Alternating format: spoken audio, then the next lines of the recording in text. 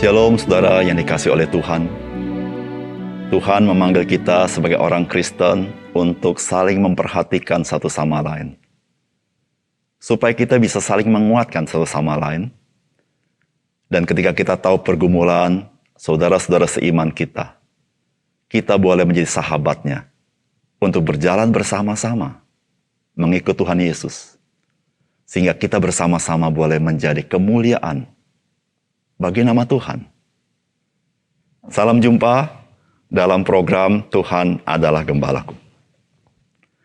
Salah satu hal yang ironi dan dapat membuat hati kita sebagai anak-anak Tuhan itu sedih, yaitu ketika ada seseorang yang kelihatannya seperti orang Kristen.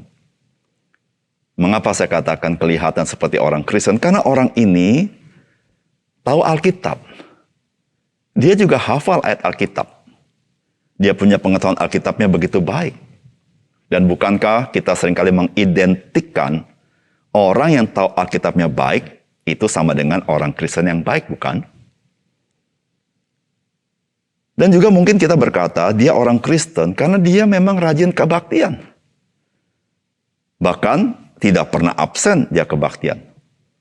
Dan lebih hebat lagi saudara, orang ini juga terlibat dalam kegiatan di gereja. Dan sangat dikenal sebagai seorang yang aktif di gereja. Namun ironi terjadi, satu kali orang ini meninggalkan persekutuan kita sebagai orang-orang percaya. Ia meninggalkan label orang Kristen pada dirinya. Saudara, pada saat itu, mata kita terbelalak. Hati kita terkejut. Kenapa?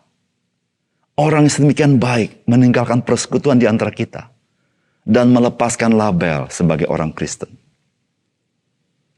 Oleh karena itu, saudara, sebagai anak-anak Tuhan, kita harus saling memperhatikan supaya jangan ada orang-orang di dalam persekutuan kita yang hanya kelihatannya sebagai orang Kristen. Mari kita membaca Yohanes pasal 6 ayat 64 sampai 71. Tetapi di antaramu ada yang tidak percaya, sebab Yesus tahu dari semula siapa yang tidak percaya dan siapa yang akan menyerahkan dia. Lalu ia berkata, sebab itu telah kukatakan kepadamu, tidak ada seorang pun dapat datang kepadaku kalau Bapa tidak mengaruniakan kepadanya. Mulai dari waktu itu banyak murid-muridnya mengundurkan diri dan tidak lagi mengikut dia. Maka kata Yesus kepada ke-12 muridnya, apakah kamu tidak mau pergi juga? Jawab Simon Petrus kepadanya, Tuhan, kepada siapakah kami akan pergi? Perkataanmu adalah perkataan hidup yang kekal. Dan kami telah percaya dan tahu bahwa engkau adalah yang kudus dari Allah.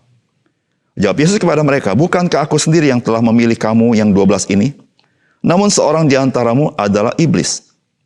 Yang dimaksudkannya ialah Yudas, anak Simon Iskariot. Sebab dialah yang akan menyerahkan Yesus. Dia seorang di antara ke-12 murid itu.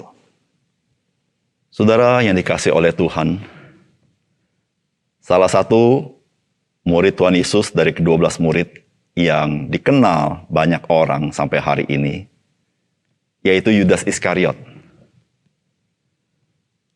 Yudas Iskariot selalu bersama-sama dengan Tuhan Yesus, bersama dengan 12 murid.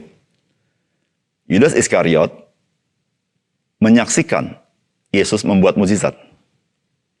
Yudas Iskariot mendengarkan pengajaran Yesus sama seperti murid-murid yang lain.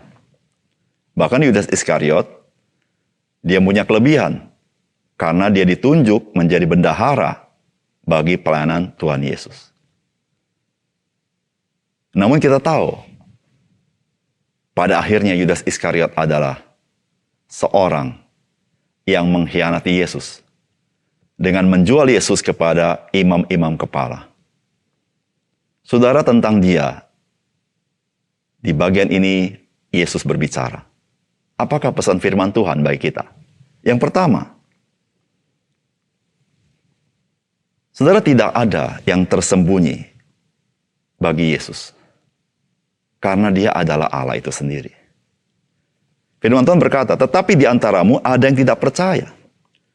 Sebab Yesus tahu dari semula siapa yang tidak percaya dan siapa yang akan menyerahkan dia. Saudara yang kasih dalam Tuhan, jangan pernah kita berpikir Yesus terkejut. Ada seorang di antara 12 murid itu mengkhianati dia. Jangan kita berpikir Yesus baru tahu di akhir-akhir event dari pelayanan Tuhan Yesus bahwa Yudas Iskariot dialah yang mengkhianati Yesus. Alkitab memberitahukan kepada kita bahwa Yesus tahu dari semula siapakah yang tidak percaya dan siapakah yang akan menyerahkan dia, yaitu Yudas Iskariot. Saudara, bagaimanapun Yudas Iskariot menyembunyikan diri di tengah-tengah 12 murid, sebegitu mirip dengan murid-murid yang lain. Tetapi saudara-saudara, Tuhan tahu seutuhnya siapakah Yudas Iskariot. Oleh karena itu, saudara yang kasih dalam Tuhan, tidak seorang pun di antara kita yang dapat menyembunyikan identitas kita, maksud hati kita, dan keberadaan kita di hadapan Tuhan. Bahkan hal-hal yang terdalam dalam lubuk hati kita, Tuhan tahu. Oleh karena itu, saudara yang kasih dalam Tuhan, betapa indahnya ketika kita tahu bahwa Dia Maha Tahu. Dan kemahatauan Tuhan Yesus bukannya Dia membenci kita, tapi kemahatauan Tuhan Yesus Dia mempedulikan kita. Oleh karena itu, mari kita terbuka kepada Yesus Kristus. Apa yang menjadi kesulitan kita? Apa yang menjadi pergumulan kita? Apa yang membuat kita tidak percaya? Saudara, ketika kita terbuka datang kepada Dia, saudara, ada banyak orang yang mengalami pertolongan Tuhan Yesus, sehingga mata rohani dicelikan, sehingga dia menjadi orang yang diselamatkan Tuhan. Oleh karena itu, saudara, jangan menyembunyikan diri di balik segala sesuatu aktivitas kita, sehingga kita seperti orang Kristen, tapi sesungguhnya kita belum dilahirkan kembali. Karena Yesus mengasihi saudara, dan Dia tahu siapa saudara, dan Dia ingin menolong saudara. Yang kedua, saudara, orang percaya yang sejati itu adalah mereka yang mengenal sungguh-sungguh siapakah Yesus Kristus.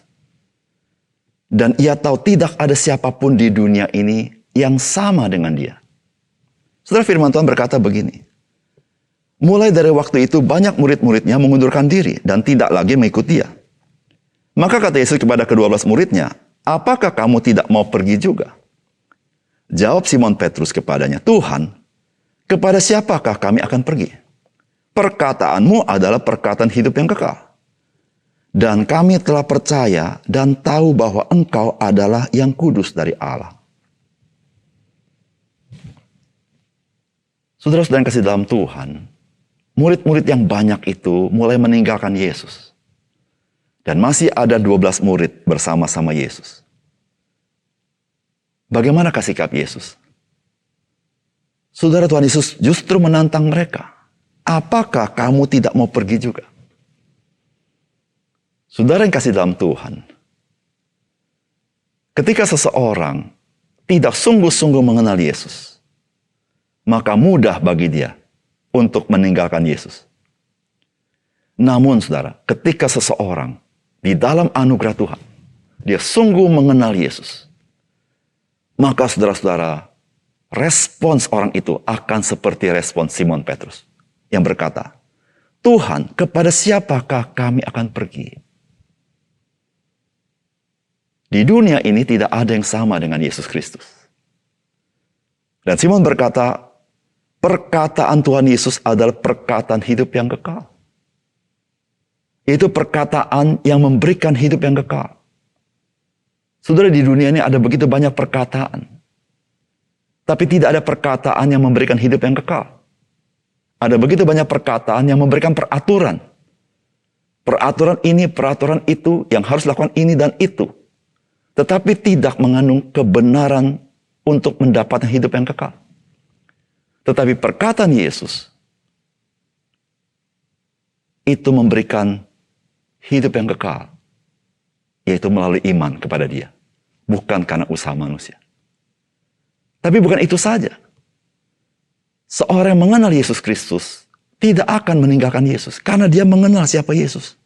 Simon Petrus berkata, "Engkau adalah yang kudus dari Allah."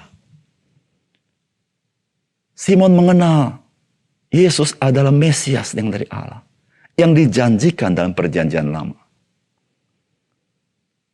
Saudara, Mesias itu ilahi. Namun Mesias itu juga manusia. Dia datang dari sorga. Dia Allah itu sendiri. Dan dia menjadi manusia. Saudara yang kasih dalam Tuhan, pengenalan akan siapakah Yesus memang sungguh-sungguh adalah anugerah khusus bagi setiap orang. Dan itu adalah kasih karunia Tuhan. Oleh karena itu, saudara yang kasih dalam Tuhan, iman yang teguh hanya satu-satu cara ketika saudara mengenal siapakah Yesus yang sesungguhnya. Dia adalah yang kudus dari Allah. Dan tidak ada seorang pun di dunia ini yang sama dengan Dia. Karena Dia adalah anak Allah. Oleh karena itu, saudara, mari kita mengenal Dia.